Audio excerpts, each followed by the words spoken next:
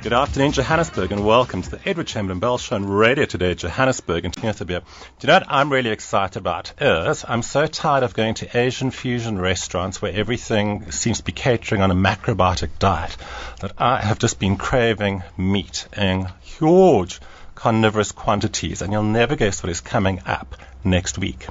Do tell. It is the Wolf Trap Steakhouse Championship Awards, and we've got last year's winner. Actually, I'm going to stand corrected. Either last year's winner or this year's winner. We have got Steve Maresch from the local grill. Steve, welcome to the show. Great to be here. Thank you so much. It was such a pleasure having you on the show last year when you won, because you won the inaugural awards. What does it mean when you win an award like that? Well, it opens doors. It gets the media excited. It gets us excited, and obviously lays down a whole new challenge, and that is to try and do it again. And it allows you to put the award on your Toyota. I've seen it. Yeah. Came in, the moving billboard. Yes. So you do actually find that there's a benefit to it. There's an amazing benefit, but like every football team that wins its first game, the how to keep doing it is the big challenge. So yes, there have been benefits, new feet through the door, which we all like. But it's how to keep them coming in. And obviously, what we did experience was, when new people walk in the door because you've just won an accolade. It is why you? Yeah. What do you guys do differently? Why are you special? So we've been trying to reinvent ourselves and do what we can to make sure that they know why we are of the best. Well, let's go into that. What is the local grill doing differently that other steakhouses aren't? And I don't know if you're going to share the secrets to your trade, but you're here, so you may as well. Well, I think it's just offering more than a steak. It's the beef experience. It's inviting people into the kitchen. We have a demonstration test kitchen in both our Parktown North and New Woodstock restaurants, where every customer is offered that beef experience, that beef tour. And then it's the fact that we always have blocks of Himalayan salt, which have become synonymous to the local grill, and that beef experience there. It's also having a look at the different aging processes, dry and wet aging, where we offer both. What's the difference? Please explain it. I mean, it sounds fabulous, but what is the difference between wet and dry? It's obviously better to see it firsthand, but to let you know that wet aging is the beef that's left in a vacuum bag, in its own. So the beef is in its own juices, as opposed to dry aging, where it's in our case left on the bone and hung to dry. So that's where you see the slabs of meat. Correct. Yeah, it gets that biltongy sort of texture on the outside, but the beef on the inside, remains beautiful and fresh, and not fresh looking, but has an amazing nutty umami flavor to it, which makes it that much more. I'm actually going to look out for it, because it always sounds very impressive. And I say, I'll have dry aged, but I haven't known the difference. Come past and we'll show you. I always thought it's just like a marketing pitch, like when you see something is pan fried, it's supposed to sound so special. But if you come to Chamberlain Bell residence, you'll find everything is pan fried. It's like if my husband says, what we're having for supper, I say, we're having chicken breast. I don't go, we're having pan fried chicken breast. Although I think maybe I should. He might start to enjoy my cooking. But this is something that is interesting that the local grill offers, is you offer a beef appreciation evening, and you've got an annual membership. So I think this is something Chris, that sounds good, myself need to sign up for. It's almost like wine appreciation, but explain the process, that if somebody does become a member at the local grill, how the beef appreciation works. We find we have a second brand which is called Ultimate Beef, and the Ultimate Beef Club has grown tremendously from a year and a half ago, where we had 8 members sitting around a table saying, how are we going to grow this thing? To at the moment, I think we are on about 460 members. Wow! That has just spiraled out of control, out of beyond expectation, and that is because every month we showcase a new breed of bovine. We showcase a different breed, meaning that the farmers are coming through to the restaurant and they're explaining why their particular breed's better than others, and it's amazing that every breed is better than the previous breed, but they are all fantastic. We hear their stories, we get to know why Aberdeen Angus is Pick and Pay's favoured breed, why Wagyu beef is being now spoken about, every dinner conversation seems to be, what is Wagyu? Where's it from? What is Kobe? Are they fed? Are they really fed beer? Are they really massaged? So are they? That's another story, another interview. Yes, they are. But the benefit that you're able to taste and compare the different breeds, I think, is amazing. And all these opportunities have allowed us to grow our business. So that again is what we do differently, is engaging with the farmer, engaging with and allowing the consumer into that space, and vice versa. And I think that's what it's all about. It's about sharing this amazing product that we have. South Africa, a nation built on beef. That's what we're about. Absolutely, I agree. I actually find when you look at talking about responsible, what's that word again when you're responsible about where food comes from? Ethical or sustainable ethical farming, or yes, we call it field to fork. Field to fork. Field to fork is very nice, yeah. Shows you these are not keywords on top of my vocabulary, even though I try and talk about them. It's the field to fork, and I think people need to know where their food is coming from. Just going to detail, because when I was looking at your website in terms of the beef appreciation, that's a monthly event, isn't it? No, the beef appreciation is something that we offer in the evenings. We try and keep it to Monday, Tuesdays, and Wednesdays, because Thursdays are just a little bit crazy, where we actually take groups of between 6 to 12 people that book the wine room.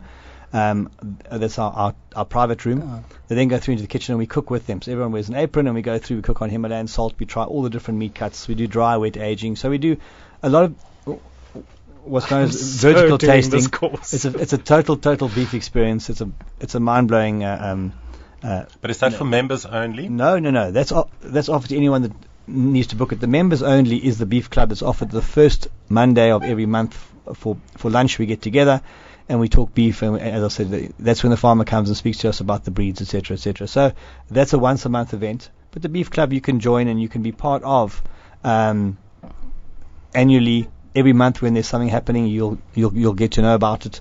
You'll be able to join in on tastings that happen. We do boerewors classes on Saturday mornings, which are a great laugh. Everybody gets to do their own boerewors recipe, and it's really really fun. They get to cook it and taste it there and then you take the rest home. My 11-year-old son does his own classes with his mates, so that's something that everyone can take part in. Everyone can do. So again, that's what out the box thinking has done to us. Lots of things happening at Local Grill, and when you mentioned out the box, I thought, yes, when you look at a lot of steakhouses and restaurants, you basically get presented with a menu, whereas looking at your website is there are so many things where you try and explain not just the menu, but then also where the food is coming from, like you mentioned, field to fork. I want to ask you something. I find it interesting that you've also been selected. Obviously, you wouldn't be on the show again, and you probably wouldn't be so happy to be on the show again. I see you've also been shortlisted again this year to win the award. I would imagine, so this is not like Miss South Africa where you can't win the same award twice. What is it Although like? You'd look good in a sash, don't worry. Well, probably in an apron, seeing as Steve has got aprons. Didn't bring us any aprons, which I was looking for. So you can actually be nominated a second time. So I think that is even bigger kudos to your restaurant, that the public and also the critics felt that you've actually maintained, if not improved upon, your standards last year. I think this year, with the criteria being slightly different, was even more of a challenge for us. We are only a 140-seater restaurant, so we can only obviously seat that amount of people and that amount of votes, potentially. So that was incredibly difficult this year. To have made through to the top 20 was a huge relief, and then finally the top 5. Facebook was the way that you could vote, and the only way that you could vote, so it could be controlled. Made it incredibly difficult, but we have a wonderful support base, and obviously we had them voting, and but you have a very loyal clientele as well. That I've often noticed when I'm there that it's there's the same characters sitting around quite often. The same voting characters, I'm pleased to say. Yes. But we describe ourselves as a family. Local Grill, there's always an owner around. There's always someone there that's obsessive about beef. That'll always share a story with you. So that, I suppose, does make us different, and we are proud of that. That loyal base we have is is a huge blessing.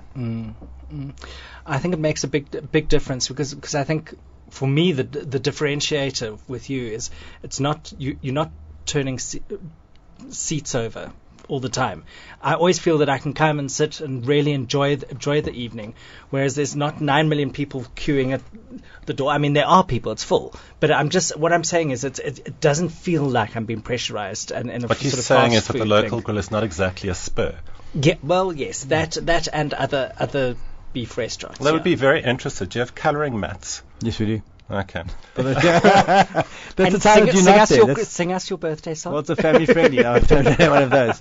But we are a family friendly restaurant. I think that's important. For a business, you need to have that early evening trade. Sure. Which is loyal and it's good and special, and the kids are treated like royalty. As they arrive, they get the first kitchen tour of the day, and they get all the attention, so that so the parents can sit back and enjoy their meal, not have the kids climbing over their shoulders and I like the fact that people can actually go and look in the kitchen, because for myself I'm very interested. I steal with my eyes, probably steal with my fingers too if nobody's watching, but I like being able to go into the back of the kitchen and have a look and see how things are happening. Very easy to see prettiness coming out of the kitchen. Whole different story when you see all the nastiness that is potentially happening in a kitchen. And I always think if a restaurant has got an open plan kitchen, or if they, and probably not welcome, but if they invite people for a tour around the kitchen, I always think that's like a win-win situation. Looking at the Wolf Trap Awards, I see we have only got, well, actually this is not too bad, because out of the 5 finalists, we've got 2 restaurants in the Johannesburg area. We've got Fahrenheit in Edenvale, and we have the local grill in Parktown North, obviously. And I see there's one restaurant from the Western Cape. I can't pronounce that. Another one from Centurion. I can't pronounce them either. And another one for Western Cape, and I can't pronounce their name either. But what I'll do is I'll share their names onto my blog, edward.chamberlainbell.com. But let's come back to the local grill. What are your chances of winning? These are obviously very big restaurants, even if I can't pronounce their names. But what are your chances? Edward, I was asked not to treat the judges, because I might just recognize them when they came in on the final round, not to treat them any differently. And I said, what is that? We treat everyone exactly the same. Everyone gets offered the kitchen tour. Everybody gets the same level of service, because that is what we are about. Everybody gets that immediate exchange policy. If you have a steak that you're not happy with, we change it immediately. So that is us, and if that's going to do it, then that's going to do it. We've served a couple of the judges on days, I must add, that I was not even in the restaurant. So I'm very if we do win it, it'll be a massive accolade for the team. But we have as much chance as anyone else of doing it. It's as you show on the day, as you perform on the day, the steak of the day. Every steak is different. Every animal is different. It's going to give you a different different experience. But we just do our best, and let's hope that that's going to do it. I'm proudly supportive of anything that happens in Johannesburg that puts Johannesburg on the map in an even bigger, better way. Especially culinary at the moment. Especially culinary. I think a couple of things we could outsource. Craft beer has just become my pet hate of late. And I've tried so hard, and I've had so many public relation agencies flogging craft beer at me, and I swear I could probably use it as a window cleaner, because actually I went to a craft beer tasting the other day, and I think we're the only 2 people that left sober. Had it been a wine tasting, it would have been a whole different story. It would have needed a designated driver. Especially if it was Wolf Trap. Just to bring it back to... Oh, I thought Wolf Trap was a beer, but no, Wolf Trap is actually sponsoring the prize, and they have got some of the finest just wines. Bringing it back to this, that's... I'm very happy with Wolf Trap wine. But I mean, looking at the judges, I don't think you're going to impress them easily. You've got Pete Jeff Wood, Ruben Riffel, and Arnold Tanzer. So I think if they give you the thumbs up, that is indeed a very good thumbs up. If they give you the thumbs down, that's indeed well, I a very think you're in the top 5. down. I mean, that's not. I'm trying to be really supportive here. That's or really diplomatic. well done. Well, I just think, you know what? The local grill won last year, and I think it was an inaugural event. It was the first time it has actually been won anywhere in South Africa. So I'd just like to see the award coming back to Johannesburg. Yeah, I agree. And definitely coming back to the local grill. Can you still vote? No, voting's closed. Oh, damn. You had your chance. I did. I did vote. Did you? Yeah, of course I did. Where did you vote? on Facebook. That's because you just heard that the voting was on Facebook. No, I did vote because I do like the local grill. I've been a follower since Melville. What can I say? Yeah. Thanks, Chris. That's amazing. I'm an old griller. I've been around for 11 and a half years. Yeah. So, yeah. That means a lot. Thank you. Cool. Chris follows lots of people on Facebook. I wouldn't be flattered. The support to the restaurant is what I was thanking him for, but it's not. Okay, coming back to the awards, the interesting thing is because when I was chatting to the organizers, I said I wanted to interview you again because we had you on the show last year when you had won, and we're going to have the winners on the show again, so I hope you're going to find time to actually make it back into the show a second time. I think what we should do is do an absolute, like an OB from the restaurant when you win. How's that? What is an OB? Outside broadcast. Okay, you do that. It's too much work for me. I think the most important thing that we can actually do, Steve, is actually wish you the best of luck because we definitely want you to win the award again. You've got a fantastic restaurant. I think you're a fantastic guy as well, so it'll be a pleasure. It's been a pleasure having you in the studio again a second time, and I'd like to have you in the studio again a third time. But let's ask, what is happening? What is coming up? Something new at the local grill? The new excitement is we've just brought Hans Brunner has joined our team, and Hans, honorary president of the Chefs Association, is going to bring a whole new dimension to what we're trying to do, and again around the beef we serve. So I'm looking forward to sharing all of those elements with you guys. Well, give us a taste, no pun intended. What sort of experiences do you think he's going to bring to the mix? Heinz has gone right back to basics, right through all our sources, looking at how we can make them better, how we can make them more consistent. He's been making our flow in the kitchen work better as well. So he's incredibly thorough. As a Swiss chef, you can imagine how thorough he can be. But very pedantic at times, but brilliant to work with, and we're really enjoying our space. And at the awards, we'll be Hans will be doing a very special oxtail. I almost called it a soup, an oxtail consommé, which is one of his favorite dishes. I said, it's winter here in Joburg. We need to do something wintry. So he'll be doing some magic, and we're doing collaborations with our Weber Academy and various courses. We're entering the Checkers Boerewors competition together. So there's lots of fun things we're doing, and that you'll be we'll share with you as soon as they start happening. Okay, so basically we're going to have to have you on the show again very shortly after the awards have been announced. A, to congratulate you, and then also B, to get all the inside secrets that you're being a bit reluctant to share with us today. And hopefully C, I would have been to Houtstock or Woodstock in Cape Town to try the local grill there. And the craft beer. You're welcome to go to Cape Town to try the craft beer. No disrespect to people who make craft beer. I just think it's one of those personal preferences. But I've had so many people trying to convince me, you just need to try it and you'll love it. Well, trust me, I've tried. It's like a bad shampoo. Once you've tried it once, you never want to use it again. On that note, we're going to have to thank Steve Maresch from the local grill in Parktown North. Not just in Parktown North. Where else are you guys based? Woodstock and Isando. And if you can't get to those areas, you can always look the local grill up on the internet, thelocalgrill.co.za. I will also share all those details, not only of the Wolf Trap Awards finalists. You'll see my pronunciation is really challenged. I will share it all on my blog, edward.chamberlainbell.com, and I'll be sharing it on my Facebook page, Edward Chamberlain Bell. And I think we should ask our listeners, because this is a contentious topic when it comes to steak, how do you like your steak done? And on that note, quick commercial break, and we'll be right back. Are you on the move, cleaning out those cupboards? Why not turn those unwanted items into cash right now? Antique silver, tea sets, vases or cutlery, small silver items, gold jewellery, South African art, antique furniture, Krugerrands, Moorcroft, Royal Albert and Spode will be purchased outright with no commissions payable. Call Clyde on Forth on 011 482 4259. Clyde on Forth, the place to call when selling your antique items. Call 011 482 4259. Stay in this winter with great savings. Buy 2 1-kilogram tubs of Rama 40% fat spread for bread for 47 Rand. 1 kilogram regular jungle oats or 750 gram red berry flavor is 18 Rand 90.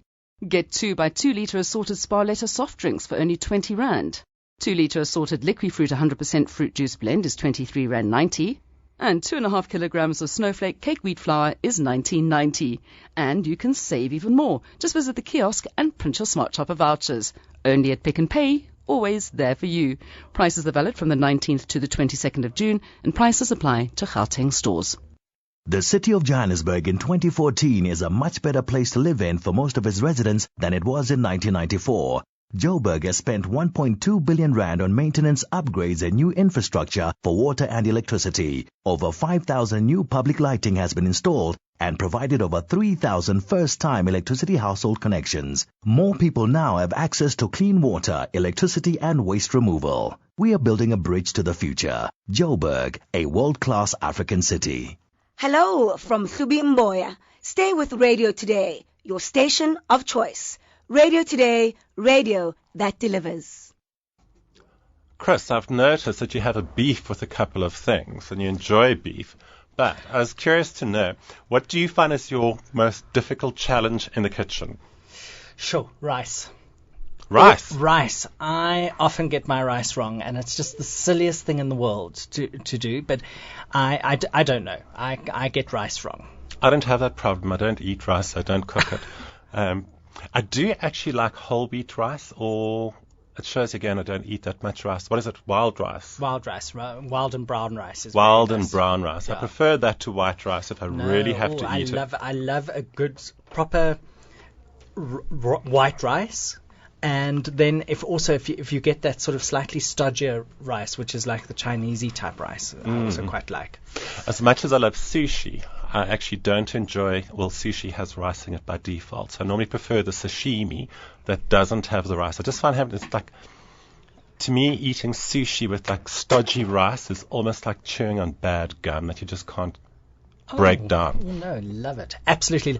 You clearly don't have any Asian blood in you. So I don't know. I really do enjoy it's a staple of so many people. Well, we're supposedly going to Thailand at the end of the year, and I'm already having an anxiety attack about what I'm going to eat there, because obviously I'm going to have to go vegetarian in Thailand, because I don't know. I think if it walks and crawls, they'll actually eat it, and if it stumbles and falls, they'll eat it again.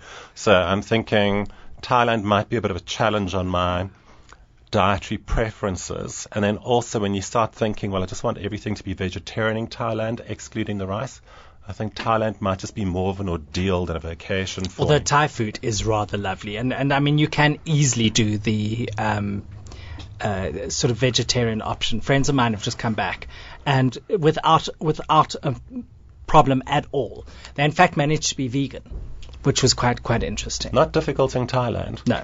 Well, so long as I get milk and stuff like that. So long as I enjoy Thai food and I love the flavors. I think lemongrass and coconut milk and the satay sauces are some of my favorite ingredients and taste sensations. So I could live with the vegetarian stuff. I just don't want to have to eat rice for breakfast, lunch and supper and everything in between. Oh, you don't have to. You can have noodles as an alternate. It's hardly an alternative. Well, anyhow, there's rice or noodles. I really do not enjoy stodgy food, and I think I do actually enjoy potatoes, however they are prepared, but they've got to be prepared properly, which is not that difficult, but there's so many different variations. But when I think about eating rice and bread and noodles or pasta, my skin literally crawls. I'm actually going for supper at Kliko next week, and what I love... You are in for such a treat. I've been in such a treat a couple of times. But you know what I love? It's like when you can give them your requirements. And I was going through this whole list, like what sort of taste sensations am I into at the moment, and what would I like them to do? And I was thinking one thing at the moment is scallops. Other one is anything with grapefruit. I don't know what it is, but something about grapefruit at the moment really appeals to me. And as I was sort of like typing up my ideal menu, I thought, And I was going with the usual cliches that I always go with. And I thought, for once, just leave it open to interpretation, because I think Clico can interpret any menu and they will impress you. So my only dietary requirement was no pasta and no potatoes. And I'm just so excited to see what they're actually going to prepare for me. And I did mention, I said my 3 taste sensations. I didn't mention scallops, but my 3 taste sensations at the moment, obviously grapefruit, vanilla, and paprika. Oh, that's what I meant to ask Steve. Yes. My ultimate obsession at the moment is paprika. I've made paprika chicken, paprika gravies, and the other day I got very creative. We didn't have cheese in the house, believe it or not, and I was trying to make a cheese sauce for a lasagna.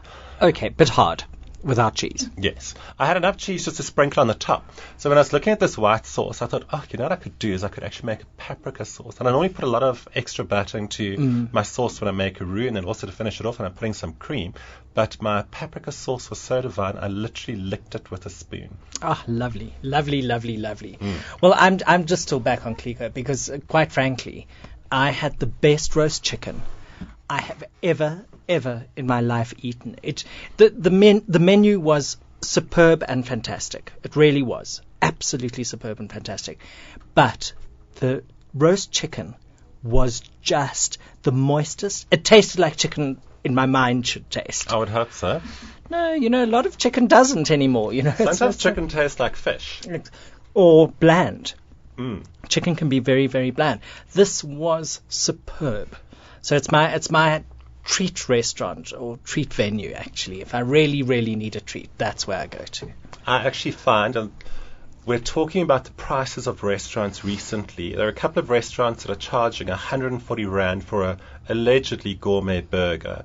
I don't know what it is about putting a simple lettuce leaf on a burger patty between a bun makes it a gourmet burger. Piece of meat between 2 buns, yeah. No, exactly. To me, a burger is a burger is a burger. Yeah. You can't jazz it up. It's nothing special. And you get good burgers, you get bad burgers. But moving on.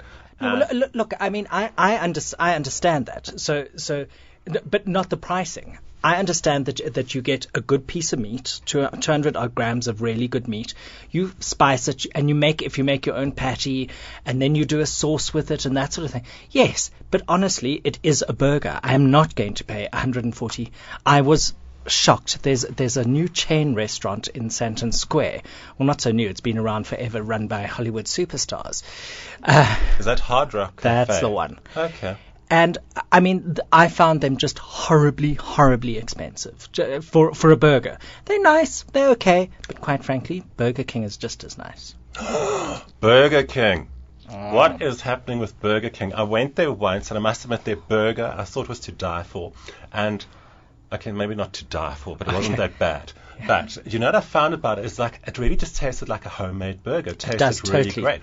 And a lot of the commercial restaurants I find, like McDonald's, their burger is nice, but it's like plasticky and synthetic-y. So I really enjoyed Burger King, but I've only been there once because I found so disgusting. Tell. The queues.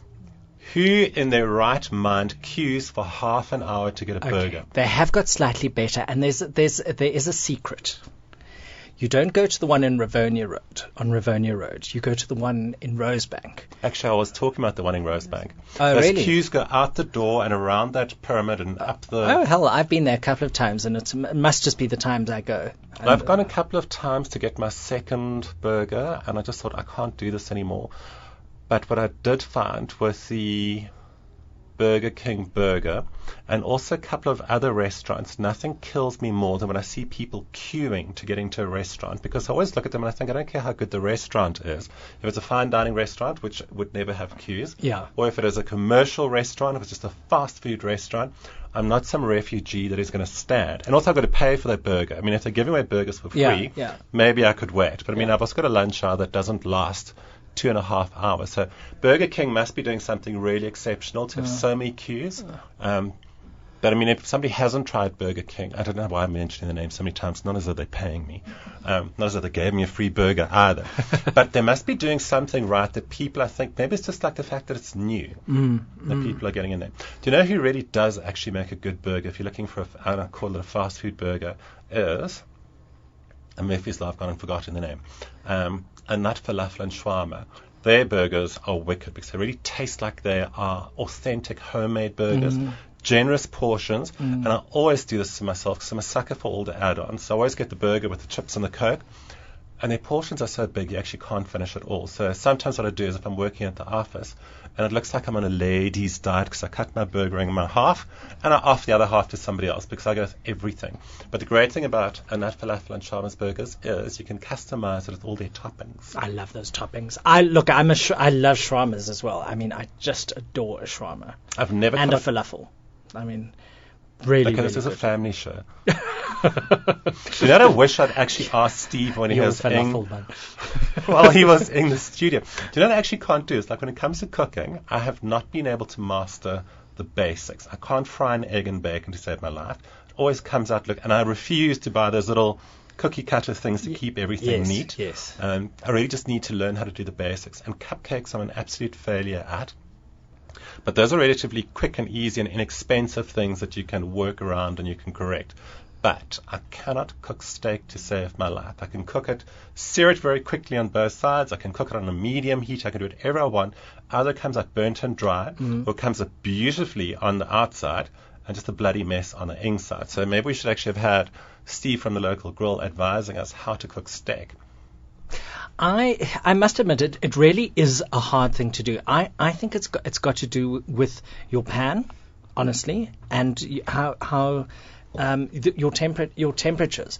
And you know, the restaurant cooking on gas, it's immediate heat, and the grills heat up, and they actually cook it on a grill or a flat griddle. Whereas, you know, at home you're doing it in a flat pan, and I also find it very difficult. What I do have though is a George Foreman grill, and that does wonderful steaks because it's like an old snack-wich maker. So you stick your steak in, and then you just put this heavy thing down, and it cooks both sides at the same time, and all the extra oil and fat run off. But it keeps it juicy. So I mean, that's how I do my steaks now. Do you have to lubricate it with like a bit of olive oil and butter? I normally do. No, not while you're cooking. I just put a little bit of normally olive oil and maybe a little smidge of garlic because, you know, I like a garlic. And that's how I do it. So, and I mean, I must admit, I hope my doctor's not listening, also put a little bit of butter on and cooked it with butter as well, which is just, wow. A little bit of butter is actually quite nice. I love that. And I love a simple steak. When I was a kid, I used to really love my sauces, but now I actually think if you go to a good restaurant and they can do a good steak, normally it's been basted and seasoned. Yes. And if it's a good piece of meat, all you really need is chips, onion rings, and possibly a salad if you watch in the waistline. I very, very rarely order a sauce with a steak. Very rare. It's like... I might taste somebody else's sauce. Yes. But you can do, what I like about that is you can use the chip to taste it first to see if you like the sauce. So you don't have to sort of adulterate your steak with it. So I do like that. I must admit, I enjoy the sauces, but I also think I'm going back to my puritanical origins where I think the simpler something is, the better it is. It's like if you look at ice cream. A while ago we were talking about the different exotic combinations, and I think exotic combinations sound nice, but I think if anybody can make a decent vanilla ice cream, I think that to me is, coming back to Miss World, that is the Miss World of ice creams. And I think it's very easy to take a cheap and nasty ice cream and gussy it up with all sorts of things thrown in it, but if you can make a very simple, decent vanilla ice cream, that from to me scratch, agree. Not even from scratch. I mean, even if you can buy decent vanilla ice cream, which is like quite a challenge in itself. But you know who has actually brought out a nice ice cream? Magna. I'm going to get the name wrong as well. Magna have brought out those 3 or 4 chocolate flavors. Yes, which is very nice. Oh, they're 500 mils, and they're just 500 mils too short. Ice cream in my house doesn't even make it to the freezer. It gets into the kitchen counter. And I normally grab a bowl thinking I'll have a bit. And I think, if you grab a bowl, you're just going to have to wash it up afterwards. Exactly. So you might as well make a proper go of it. You're going to go for seconds, so you make a meal of it. That used to be my favorite treat as a kid, was to make an ice cream sundae. And lots of ice cream, lots of whipped cream. And I think half the fun is trying to work out the difference in the whipped cream and ice cream when it's on a spoon, with a homemade chocolate sauce and lots of nuts. You can keep the cherries and the dried fruit out of a sundae as far as I'm concerned. I still love that perennial old favorite, the banana split. Oh, okay. That to me is like a real dessert. In theory, when I taste it nowadays as an adult, it's not the greatest, but just as a kid, I used to love a banana split. Well, that's actually an interesting point, because when you look at a lot of food that kids are given nowadays, and even when I look at the cartoons and the television shows that they are offered, obviously we've made enhancements in terms of visuals and graphics, whatever. But I remember as a kid, I used to go mental for a cream soda float. Because then I thought I was getting... Absolutely. For some of those kids, our parents wouldn't let us have a cool drink and a dessert, but if you had a Coke float or a cream soda float, you got cool drink and ice cream. But cream soda float is just like the Rolls Royce of floats, I think. Yeah, it can't be anything else. But I find nowadays, it's like now when I look at it, I don't want to drink that green color, and I certainly don't want ice cream melting it. And you think that's what food for children is like nowadays. They're eating by color, but they're not eating healthy choices. No. I mean, if you look at chips, where on earth do you find that vivid orange color anywhere? Exactly. Unless it's a mango. Yeah. Although I did have a very good papaya today, which was bright orange. Okay, but that wasn't a chip, an artificial chip. Yeah. Other thing I was looking is like when you talk about cartoons, I don't know what channel I was watching.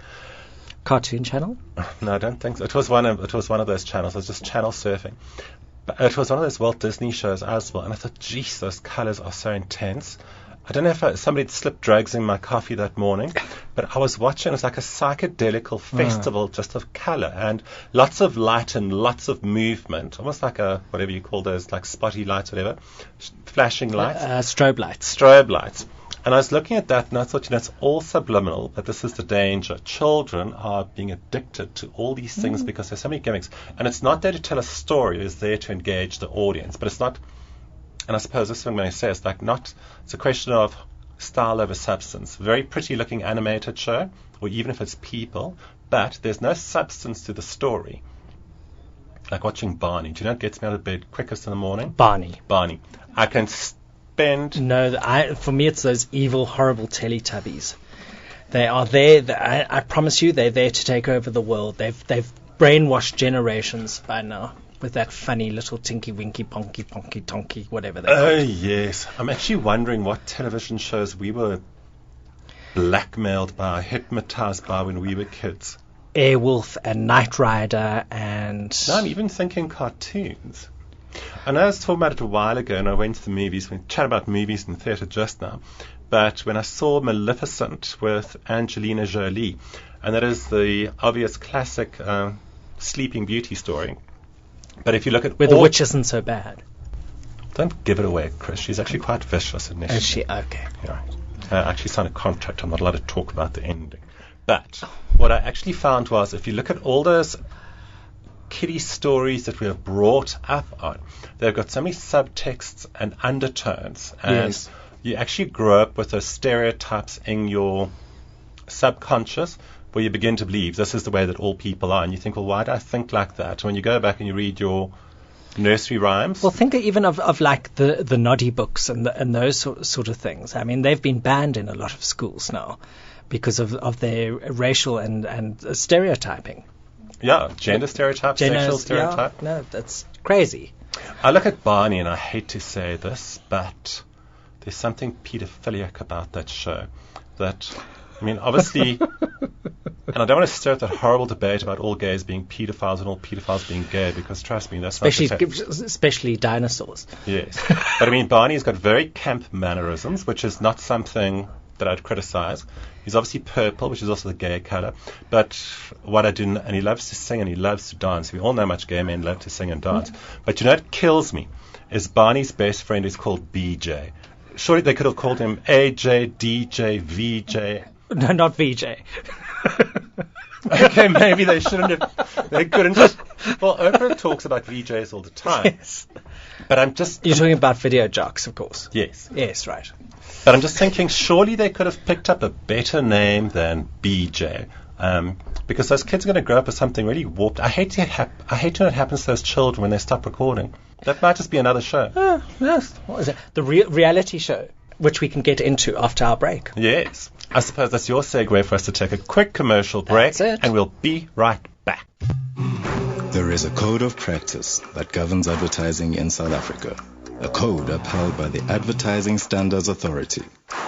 So if you see or hear an advertisement you consider misleading or dishonest, don't just cover your eyes or block your ears or keep quiet about it.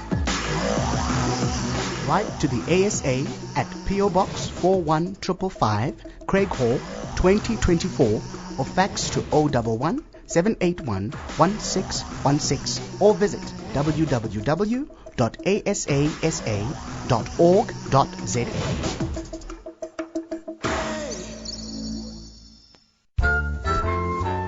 If you want choice, meaning you can find spectacles you really like at the right price, come to Spectacle Warehouse at Hillfox Centre, Atterbury Value Mart and Centurion Lifestyle Centre. Park at our doorstep and step into the biggest selection of optical product under one roof, priced to suit every pocket, and we can make your spectacles the same day. Spectacle Warehouse, unlimited choice. Business and Arts South Africa aims to promote mutually beneficial, equitable and sustainable business and arts partnerships that will over the long term benefit the broader community. For more details, go to www.basa.co.za.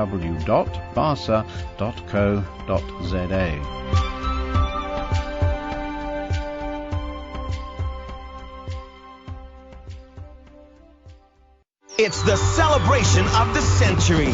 Disney on Ice. 100 years of magic. 18 classic stories. 24 unforgettable songs and more than 60 of your favorite Disney characters in one spectacular ice show.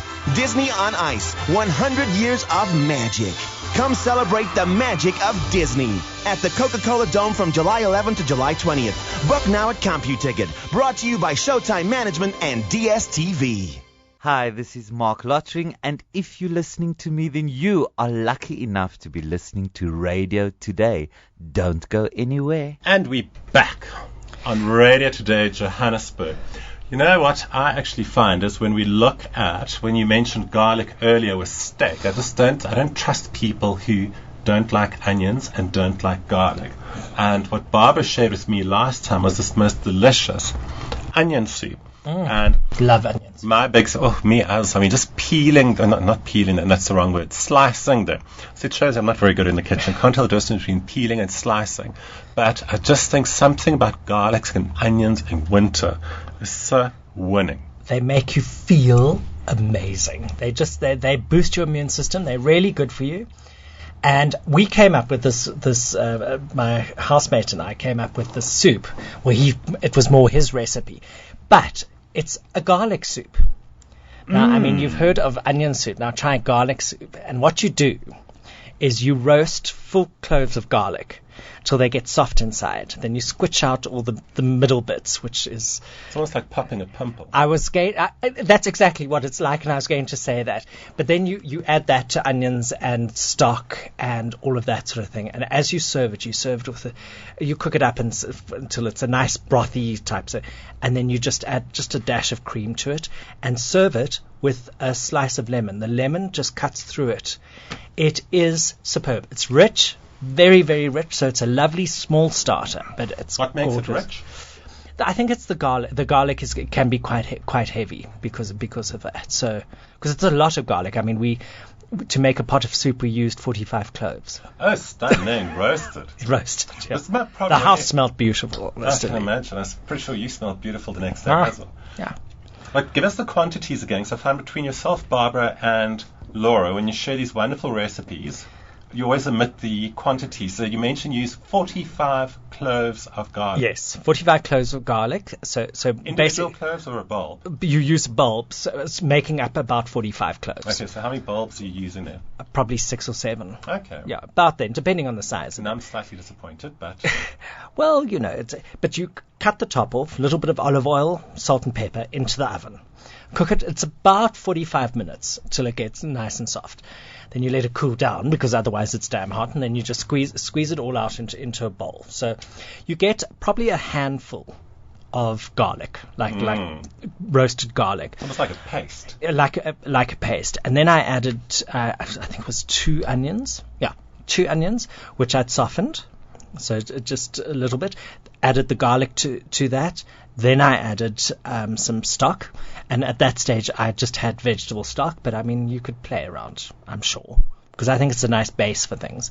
I mean, can you imagine if you do, like, prawns in it or something? But So you make that base, some salt and pepper. And salt and pepper is quite important. It just brings out that, it gives it a zing. You, liking paprika, could also add just a little hint of paprika to it to give it that little burny thing. Could be quite fun. Anyway, so you do that and you make it up. You make up about a liter and a half of it, and that really, really works. But then the big thing, the big thing, is to have that slice of lemon, which just gives it that slightly citrusy, but it just cuts through too much richness. It's fantastic. Because garlic, especially roasted garlic, has actually quite a rich, heavy sort of flavor. And if it's roasted like that, it's going to be quite smoky. With the olive oil, it's going to be on the oily side. So I'm just thinking, but now what do you do with the lemon? It's like a slice of lemon that you just float Just a slice, like pretend it's like your gin and tonic. So what do you, so you just like float it in the garlic? Float it on top of the soup, yeah. And you don't break it up or... No, just float it, and it just lets it sort of between the kitchen and the table, it actually gives you enough of that little zing. And as you obviously eating it, you keep the lemon in the soup, so it keeps adding to it. It's gorgeous. Okay, because I was thinking you might squeeze the lemon juice into it. I'm definitely going to try that. No. And very nice. Don't like about onion soup is when they make it with like a little stodgy piece of bread floating on top of it. Oh no, that's proper French onion soup. And I mean, if you do it properly and you use the Gruyere cheese in it and all of that, and then you actually bake the soup in the oven afterwards. So you make the soup. The bread always gets soggy, or the toast always gets soggy. Of course, it's going to, because it's absorbing all that liquid. I know why it's getting soggy. I just don't like it. Lovely. When Barbara and myself are chatting about what I do is I make the onion soup, and then I substitute, always add a dash of cream. You can't cook without cream, I don't think. No. And then I add croutons rather, because I like the crispy, crunchy texture of croutons versus that piece of bread floating there. Ironically enough, the other day I was trying to make crumbed chicken, and because I've got such an aversion to buying carbohydrates and starchy things, I thought, well, you've always got bread in the house. But Murphy's Law, when I went to look for bread... Of course you didn't have any. We couldn't find any. Now, I wasn't about to go to the shop to go and buy a box of breadcrumbs, especially. My big thing when it comes to garlic, what I love, because I think you can never have too much, is exactly how you mention it, is roasting it. But I've tried to make this myself, and I forget who makes it. I think their name might be Mama Pesto, Mama something along those lines. And I met them at a food and wine show, and what they do is they sell a jar of roasted garlic. I swear that stuff was so divine. I actually went, not that I went on my way to buy another one, I'll tell you, I'm jumping ahead of myself. I actually finished it with a spoon. I think it's about a cup of roast garlic paste. But the next day I had to go back to the food expert to go buy another 2 jars because it's not available in Johannesburg. But I swear the next day I was chewing clarettes and eating parsley like it was going out of fashion. So it smelled like garlic was coming out of my pores. I don't regret it. It's other people around me that had to. I don't care. As a very grand lady once said to me, it's terribly, terribly bourgeois to worry if you smell of garlic. Ooh, that's actually a nice way of putting it as well. There you are. Terribly bourgeois. If you worry about garlic smells, you're bourgeois. And it's for people who don't enjoy garlic or the smell of garlic that have to worry about it. But for myself, I like garlic and lots of it. Absolutely. And on that note, we've actually come to the end of our show. Believe it or not, we've actually still got another 10 minutes of airtime. Oh, wow. Okay, great. Let's carry on. Now, what are you doing this weekend? I always find it interesting what everybody's up to over their weekends. Well, straight from here, I'm going to the Highland Leader Highland Games. Scottish Leader Highland Games. Men in skirts. Men in skirts with pink knees. Yeah, looking forward to it. Okay, I'm going to ask you, what is the appeal there? To find out if the old adage is true. Okay. Not to say if old men in skirts are turn on. half as appealing. Yeah. So okay. That's off at Glenburn Lodge. So as soon as I'm finished, I'm dashing off there. So that's cool. Okay, bringing everything back to a cultural level. Yes. What have you seen recently at the theatre that you really enjoyed? Well, or at the movies? Well, there's two things that have really stood out for me. The first, I went to go and see a production by the Joy Spring Company or something along those lines. But it's called Wretched or Wretched. They say Wretched, they spelt it Wretched. So, but it's the most wonderful little two-hander. It's all done in mime, but very much the Mr. Bean type mime. It's a stunning, beautiful, charming little story, and it's off to the Grahamstown Festival, which is quite nice. So they did 2 nights at Pop Art, and you can then see it at the Grahamstown Festival. Really, really worth seeing. I'm going to have to ask you to clarify that or to justify it, because the minute you mentioned it was mime, I thought, oh, geez. Well, movie. Well, now that's interesting, because there is an element. It's almost monochromatic in its staging. And they have a live piano player playing as if it is a silent movie. So it's a lovely piece of theatre. I walked out totally charmed. So that was really cool. But then I saw a movie the other night, which has been on the circuit forever, and I just adored it. The Grand Budapest Hotel. Have you seen it? I haven't. Is it still out? It's still out. Well, that's what surprised me. I went off to go and see the new Daniel Radcliffe beatnik poet movie that's on it thing. And I saw this, and I thought, well, I haven't seen it, and I thought I'd missed it, so I've got to go and see it. I was absolutely charmed by it. Charmed. It was so cleverly done. It was tongue-in-cheek. It was over the top. It was beautifully styled. I mean, absolutely exquisitely styled. And I loved the juxtaposition from the grandeur of the 30s to the austerity of the 80s when it was turned into a communist hotel. And you could see it with signs and everything from this grandeur. Loved it. Absolutely loved it. What I actually saw recently, I finally managed to get that Liberace movie on DVD, Behind the Candelabra. And I thought they did such a fantastic job. I found it's like, if I watch Liberace, I mean, obviously he's a character, but I found him quite an annoying character as a kid and even nowadays. And I thought Michael Douglas nailed that perfectly. And I thought for 2, theoretically, straight men playing gay characters, I thought they really threw themselves into the deep end. The one disappointing thing that I found about that movie, it's not eligible for an Oscar. Why not? Because it was made for television. It's an HBO movie, and so it never got a theatrical release in the United States. Oh, even though it came through. Yeah, because I thought both. Oh, goodness. Especially Michael Douglas, I thought deserved at least an Academy Award nomination. Yeah. And I thought, that's actually a disappointment, because I thought, he's a really fine actor, but he really threw himself out of character into another character, and I thought... Oh, that is a pity. That is a pity. Now, have you seen coming up at Cinema Nouveau? There's another one. I mean, we're very foodie on the show, called Haute Cuisine. Haute Cuisine. As a matter of interest, I have got 10 tickets to Haute Cuisine to give away to our listeners. I'm so glad that you brought that up. Oh, there we are. I mean, this is total synchronicity. I just saw the trailer the other day, and I thought, I've got to see this. I was reviewing it last week, and almost like a tweet review, because I had to go through it very quickly. So you haven't seen it yet? I haven't seen it yet. Let me give you 2 tickets, and then also I'll give... I can't count, so it's not as though we've lost transmission. I can give 4 people double tickets to go see Haute Cuisine. And I would warn you, I didn't find the visuals that mouth-watering. It's almost more of a soup song than a buffet or a feast. I thought they should have, considering it's called Haute Cuisine, they should have actually have emphasized the food. What I really did enjoy was the way the cook and the president spoke about food so passionately. Oh, nice. So that got me really excited. Because when you mentioned silent movie, I thought, I saw Haute Cuisine, you had to read through it. Anyhow, Steakhouse Cinema Nouveau very graciously gave me 10. Lovely. It just looks like such fun. It looks like Julia and Julia. Well, it's nothing like Julia and Julia, I thought. But you know what? If you enjoy Julia and Julia, and Julia and... that one. If you enjoy that Julia movie, the Julia Childs movie, you'll enjoy this, but it's a whole different level. This is a very charming story. I really enjoyed it.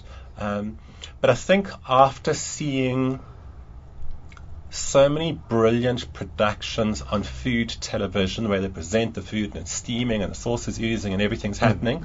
This was, I thought, a bit lackluster. But it's not a bad movie. It's a nice movie. So I think I wouldn't go see it if just because I'm a movie buff. I'd go and see it because I enjoy food. Okay, that makes sense. And did you walk out even vaguely hungry? Because I mean that to me is like quite an interesting thing. If you know, like, I think I walked out inspired, and I thought, because I think a lot of times from my perspective as a foodie, I find a lot of times we cook food, but we don't extend ourselves in experimenting, creating traditional dishes, new dishes. We don't focus on the intellectual thought process. Not that everybody thinks about the intellectual thought process before they're eating something, but one of my favorite television shows on Food Network is Chopped, and it has to have, I enjoy all the Chopped episodes where chefs are given a mystery basket and going to create something out of the top, and they sometimes get really like obscure gourmet goodies, and sometimes get something really nasty like a ton of pizza sauce, or make a savory sauce out of jelly beans or something along those lines. But I love the judge Alex Guarnacelli. Yes. The way she talks, the way she describes food, that thought process, everything she says to me, I could hang on every word. The last episode they had, and this was almost like a pornographic version, because they had the judges behind the stove and they had to compete against each other, and I found the most critic out of all of them. He's also a first-rate chef. He was voted of first, and I was very disappointed Alex Guarnacelli was voted of second. Oh, really?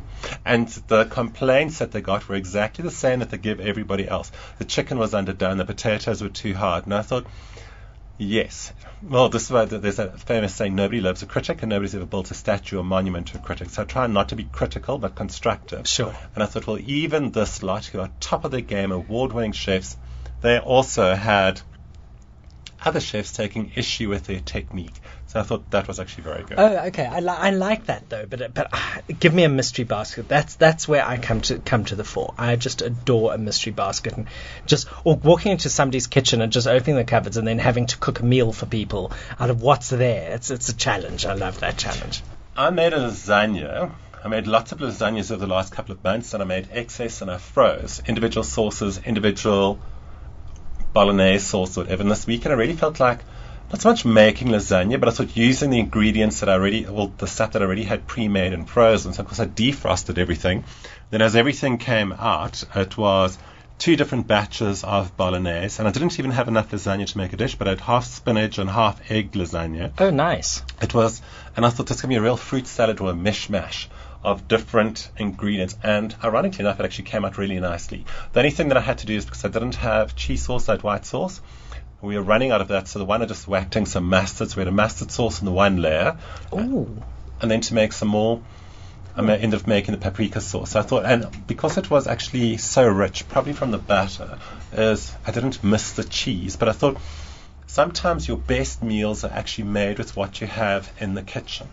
And I think sometimes your best weekends are actually made with the people that you have around you. So we're going to have to wish our listeners a fantastic Saturday, and we hope you enjoyed the weekend with people that you love. Absolutels. So thank you very much for having me again. I love being on the show.